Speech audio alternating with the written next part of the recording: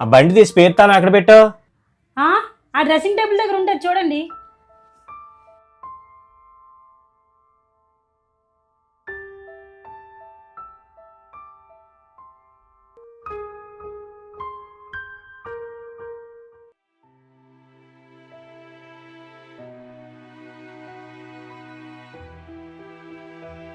దొరికిందా లేదా?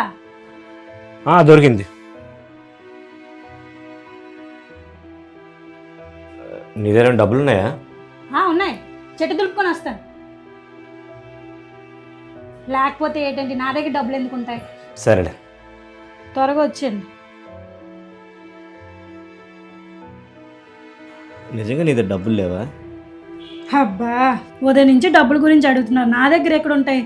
ఉండండి, మీ అనుమానం తీరిపోద్ది, నా పర్స్ తీసుకొస్తాను.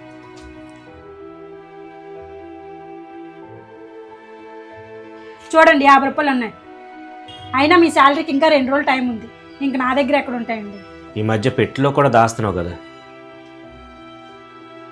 నాకు తెలియకుండా నేను తీసేస్తానేమోనని.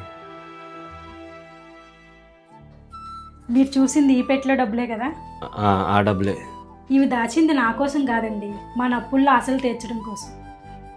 మీరు ప్రతి నెల అప్పులకు వడ్డీలే కడుతున్నారు. మీరు ఎన్నిసార్లు అడిగినా డబ్బులు లేవని చెప్పడానికి కారణం, ఈ డబ్బులు మనవి కావు అనుకున్నాను కాబట్టి. లేదనుకోండి, ఏదో ఒక అవసరం ఉంటూనే ఉంటుంది, మీకైనా నాకైనా. నిజంగా నువ్వు చెప్పింది కరెక్టే. తెలిస్తే మటుకు నాకు ఖర్చులు ఆగవు. నువ్వు అలాగే దాయి.